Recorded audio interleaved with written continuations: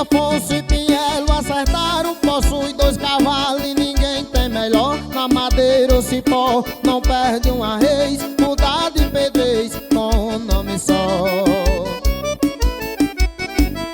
Esses 2 cavalos foram bem comprados. É gordo e zelado e seus donos cuidou. Quem negociou perdeu 2 fumaça, que acaba a raça de boi corredor.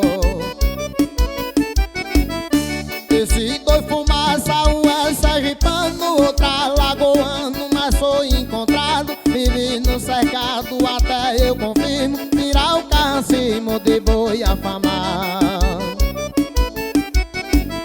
Beto de Afonso emprestou fumaça, conhece a quiçaça em Beto Carreiro. Soltaram um marroeiro, quem nenhum não pegou, fumaça derrubou no chão o vaqueiro.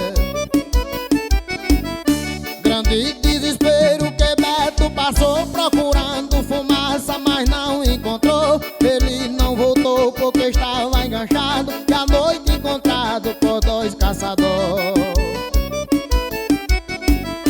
Em 2015, 12 de setembro, os vaqueiros, sabendo que tinha vaquejada, foi anunciada 10 mil em dinheiro, 50 carneiros pra correr a boiada.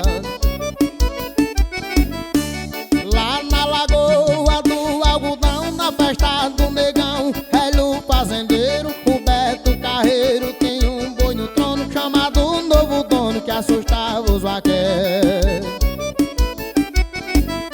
Pinhelo assustado convidou Gonçalo e conhece o embalo do boi assustador. Beto confirmou, convidou Marciano, que tirou o engano do boi brigador. O negão na festa ficou preocupado, os vaqueiros encorados, a galera a gritar. Ele foi falar, gritou, tá no tempo, e disse tem 500 para quem pegar.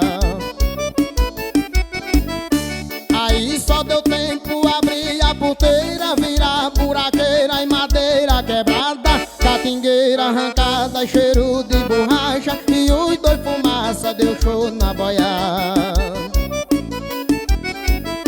Esses 2 vaqueiros estavam preparados, o boi imprensado querendo voar, não pôde escapar, Marciano puxou e Gonçalo tirou desse boi o crachá. Os vaqueiros na festa a comer